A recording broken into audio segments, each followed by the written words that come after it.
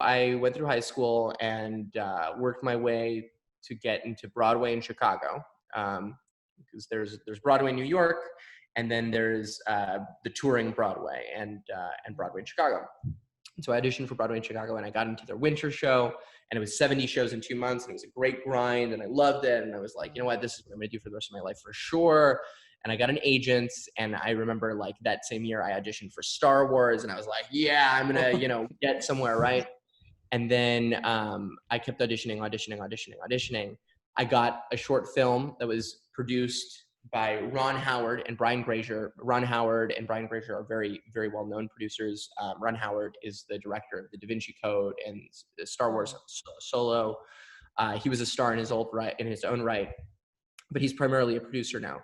And Brian Grazer has produced like everything. You can look up his name. And while I was on the project, I realized I never met them, but they had control over every aspect of the project. And I thought, that's kind of what I wish that I had. I feel powerless. I feel kind of like a puppet as an actor. And I realized other people were happy with that as an actor. But for me, I felt deeply unhappy and very aware of that fact.